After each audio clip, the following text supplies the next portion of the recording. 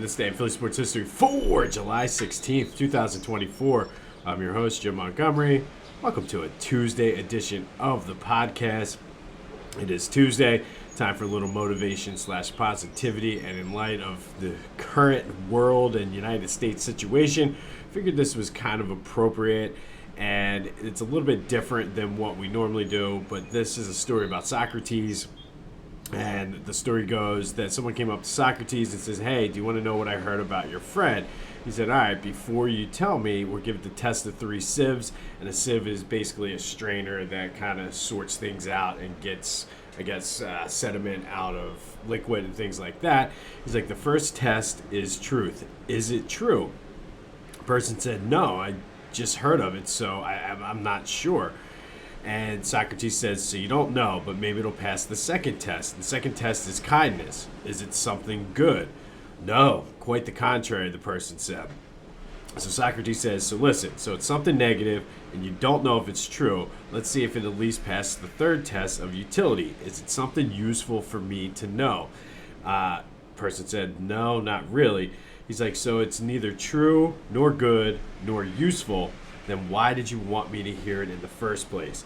And the story was more about gossip, but I think this can totally be applied to just our current lives and our situations. Too many times we hear something that sometimes is first, second, third, even fourth hand, and we hear it without doing any fact checking, without researching it, and we just go and spit it as the truth. I know one thing I always talk about on this podcast is I'm always trying to make sure that the facts and everything I give are accurate. And I think as a society and as a country, it's something that we really should look more into, because there's a lot of hate, a lot of misinformation about the recent events that are going on that just simply are not true, and people are speculating, and sometimes that speculation, people are taking that and it's making it more, "Oh, this must be true, I saw it on the internet," is something people say a lot. So just remember, when you hear something, whether it's gossip like Socrates was talking about, or just information about world events, and do anything, do your research, be educated, be smart about it, give it the test of 3 sieves. And is it true? Is it useful? And basically, is it kind? And I think too many times we just get caught up into, "Oh, it must be true," and we take that, and that's how misinformation and all of that gets spread. So hopefully that's something moving forward we can take away, is this little story of Socrates and the test of the 3 sieves. Is it true? Is it kind? And is it useful? And be smart about things. Do the research. Just don't rely on what you see on Twitter or TikTok, or what you hear your neighbor say, or somebody at the grocery store. Be smart about things and do your own research. And I think taking that, the Socrates test of 3 sieves, I think will go a long way in helping us become better people in general. All right, as I mentioned yesterday, we are in the dog days, so not a lot going on. I will be back in the home studio tomorrow, but probably much shorter podcast, and it's just one of those things that it's the time of the calendar. But Alec Bohm did put up a good fight yesterday in the home run derby. Hit 21 in the first round, 16 in the second. It was a swing off, and truthfully, probably wouldn't have watched it if Alec Bohm wasn't in it. And I don't know if a lot of other people are like that. It used to be when the big stars were in it, it was kind of like a must-see TV, but it probably would not have watched it. But it was really cool to see him, and just he was having fun with it. His teammates were there. They were having fun. But a cool thing, All-Star game is tonight. Looking forward to that. And then they get a few days off before they resume Friday. I think that's out in Pittsburgh. But congrats to Bohm, who far exceeded his expectations for the home run derby yesterday. I've been telling you about Philly Goat. Go get the Kruk is My Spirit Animal shirt. 10% of those proceeds benefit the Battle Brothers Foundation. Check out the shoes. I can't tell you how much walking I've done the past few days, and wearing the Schmitties have just been phenomenal. So go check it out. Use the promo code Jim Montgomery for 10% off your order. That's phillygoat.com promo code Jim Montgomery for 10% off your order. And be sure to check out my boys over at the Clashing Conferences podcast. They have their new baseball podcast out. They're doing great things over there, so be sure to check them out wherever you get your podcasts as well as on YouTube. More on the Sirianni interview, and when he talked about losing control of the offense, he was like, look, I can only control what I can control, but he's looking forward to it. He said, I can't make those decisions. It's not sometimes on me. I can just have to go out there and do what's best for the team. And I do think they put him in kind of a bad spot with the way it went down, but I like him to rise above it. And I think the team's going to rally around him because they really do seem to like him. So, I mean, it kind of is one of those things. It is what it is, but it was really good to hear him talk and like really address it. So looking forward to the Eagles season and training camp starting in 1 week. I thought this was cool too. Little Dicky was actually a big reason or part of the reason why Paul George chose to come to Philly. I guess in the video he showed him what $3 million, which is I guess the price of Paul George's house in LA, what $3 million gets you in Philly. And Paul George mentioned it, so he was like, that's a selling point. And I'm like, I'll take that. That was pretty cool. Ricky Council still looks good in Summer League. Jarrett McCain is still struggling somewhat shooting, but he is slightly improving each game, which is what you want to see and what you ask for. And Adem Bona just keeps flying around the court. I saw some of the highlights. He's going to be fun to watch. But they are back at it again out in Vegas for Summer League. We'll continue to watch that because I want to see McCain become more consistent with his shots, which he seems like he's starting to get there now. All right, today we're going to go back to 2009. And on this day in 2009, Phils beat the Marlins 4-0. Raul Bañez hit 2 home runs, had 3 RBI. Jamie Moore went 7 innings, gave up 1 hit, had 4 strikeouts. Ryan Howard hit a solo home run in the top of the 6th, and it was career home run for him, number 200. He became the fastest in Major League Baseball history to reach the 200 home run mark. The previous record was set by Ralph Kiner, who did it in 706 games, and Howard did it in 686 games. And then by comparison, we just talked about Ohtani the other day, and he just hit his 200 and took him 794 games. But Howard has 382 home runs, number 2 on the all-time list. And I want to do a little bit of fun today. We are doing the tournament, but a little bit of a bonus question of the day because I brought this up the other day in his matchup. But who is the most underrated, underappreciated athlete in Philly? Is it Ryan Howard or is it Donovan McNabb? Let me know your thoughts on that. 267-495-8531. That's the Back to the Future voice and text line. Use that to get your thoughts on Ryan Howard versus Donovan McNabb. But who is the more underrated and underappreciated athlete in Philly? I think I love Donovan, and I think he's very underappreciated and underrated, but I think it's hands down Ryan Howard is the most underrated and least appreciated athlete in Philly history. But let me know your thoughts, a little bit of a bonus question of the day. But on this day in 2009, Ryan Howard hit his 200th career home run, becoming the fastest in history ever to do it, breaking Ralph Kiner's record. Ironically enough, more on Ralph Kiner in a little bit. But it is time for the Ultimate Philly Sports Nickname Tournament. Tomorrow will be our last day of the second round, so the Sweet 16 matchups are getting set.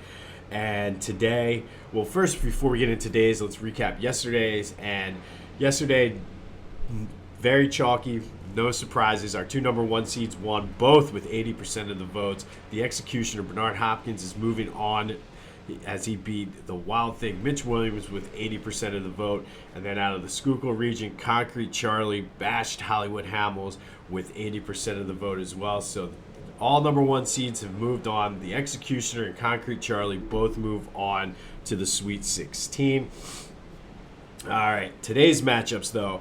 And in this first one, I'm just going to let the nicknames, and actually for all 4 of them, I'll let the nicknames do most of the talking for this because you know who these guys are. First, out of the Ben Franklin region, we have a Sixers matchup. The number 2 seed, the Boston Strangler, is taking on the number 10 seed, the Kangaroo Kid.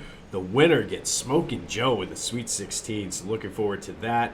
But first, the Boston Strangler, Andrew Toney, Number 8 pick in 1980 out of Louisiana, NBA champion in 83, and played a huge integral part of that championship run. He was a two-time All-Star, two-time Southland Player of the Year. He is a Philadelphia Sports Hall of Famer. And some little side notes that I didn't mention the last time. Charles Barkley said, hands down, the best player he's ever played with. Larry Bird said he's one of 2 shooting guards that he was the most afraid of. Michael Jordan was the other. So that's pretty good company. And Larry Bird was known for his trash talk and not really showing any fear on the court. So if he's saying he was scared of him, that's how good Andrew Toney was. The Boston media gave him that nickname, the Boston Strangler, because of how well he played and just killed the Celtics in the playoffs back in the early 80s. Unfortunately for him, injuries cut short his career. Everyone talks about how he would have been a Hall of Famer had it not been for the injuries, but he is our number 2 seed out of the Ben Franklin region, the Boston Strangler, Andrew Toney, and he is taking on his coach, the Kangaroo Kid, Billy Cunningham. And Billy Cunningham was a number 5 overall pick out of UNC, played under Dean Smith. He was ACC Player of the Year in 1965, 4-time All-Star in the NBA. He's on the All-NBA 50th and 75th anniversary teams. Excuse me. He was the MVP in the ABA. He's on the all-time ABA team as well. His number 32 is retired by the Sixers. He's in the New York City Hall of Fame, the Philadelphia Sports Hall of Fame, as well as the NBA Hall of Fame as a player. Nickname originated because of his great leaping ability. But he was not done there. He also coached the Sixers to the 83 NBA championship, had his almost 70% winning percentage, won 454 games in his career, and one of a few handful of guys who have won 2 championships in Philadelphia. Now, there's a lot of overlap from the 1948 and 49 Eagles, but like big stars, I'm thinking like Greasy Neal obviously won 2 championships as the coach of that team. Steve Van Buren was the star running back. He's a Hall of Famer. Ben Narek was on the 49 team and the 1960 team. And then Billy Cunningham won one as a player, as a coach. And I can't think of anyone else, minus, like I said, those role player guys. If you can think of anybody else who has won 2 championships in Philly, other than the Flyers, of course, let me know. But like NFL, NBA, and even Major League Baseball, like I can't really think of anybody else who won 2 championships as, I mean, I guess you could say Ruben Amaro as an assistant GM, and I think he was the bat boy of the 1980 team, but that's getting very, very deep in the weeds there. But the number 10 seed, Kangaroo Kid, takes on the number 2 seed, the Boston Strangler. Who is the better Philly sports nickname? Get your votes in now. Call 267-495-8531. That's the Back to the Future voice and text line. Get that and anything else Philly sports related off your chest. Hit me up on social media, Jimbo_Mott, Twitter and TikTok, at Philly Jimbo on Instagram. But let me know who has the better Philly sports nickname. And then out of the cheesesteak region, this one, I don't know how this is going to play out. But we have the number 4 seed, the Round Mound, the Rebound, taking on the number 5 seed, the Secretary of Defense. Barkley, there's not much that we don't know about him. Obviously, he tried to sabotage the Sixers from drafting him by going to eat the Grand Slams at Denny's, but did turn out to be one of the best Sixers of all time. Number 5 pick in the 84 draft. Known for just being outspoken. I am not a role model. That was one of the greatest Nike ad campaigns of all time. Spent 8 years in Philly, averaged 23 points, almost 12 rebounds. Got his nickname at Auburn due to his size and his ability to rebound. 6-time All-Star in Philly. 4-time NBA first team in Philly. His number 34 is in the rafters. He has some fun when he's on NBA on TNT. Going to miss him when he retires next year. Always fun to see him try to play golf.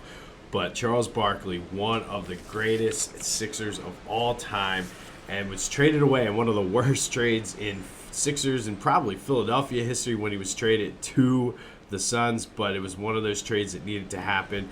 He's on the NBA 50th and 75th anniversary teams, but again, a Philadelphia legend. Charles Barkley, the Round Mound of Rebound, is our number 4 seed. And then the number 5 seed Secretary of Defense, Gary Maddox, played for the Phils from 75 to 86. 8 Gold Gloves, won the Roberto Clemente Award, which we talked about was very similar to the Walter Payton Man of the Year. He's in the Phillies Wall of Fame, world champion, 5 division titles, 2 pennants, but he's known for his defensive ability, and that is where the nickname came from. Ralph Kiner, who we just talked about, once said 2/3 of the earth is covered with water. The rest is covered by Gary Maddox. And then Ray Dininger of the Philadelphia Daily News. I forget whether he was a Daily News or Inquirer, but either way, he helped to grow that nickname for him. But wasn't a slouch at the plate, wasn't known for his power, but had 249 doubles and 42 triples, and went 9 straight years with stealing 20 bases. So he could do it all, but mostly he was known for his glove. Gary Maddox, the Secretary of Defense, is our 5 seed out of the cheesesteak region. But who do you got? Who has the best Philly sports? Excuse me, this cold. It's killing me. Who's got the best Philly sports nickname? Is it Boston Strangler versus the Kangaroo Kid? The Round Mound of Rebound versus the Secretary of Defense?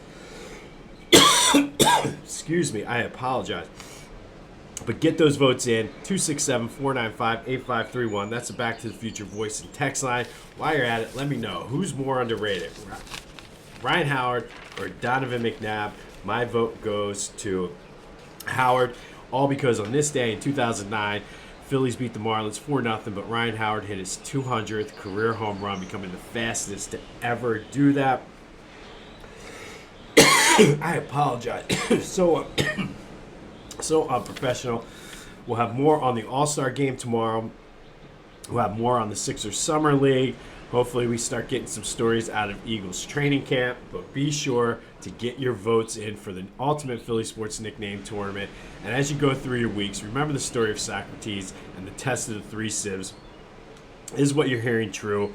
Is it kind? And is it useful? And that's what you got to figure out. And be smart and do your own research. But this has been This Day in Philly Sports History for July 16th, 2024. I'm Jim Montgomery. Go have yourselves a Tuesday. And until next time, I'll see you when I see you.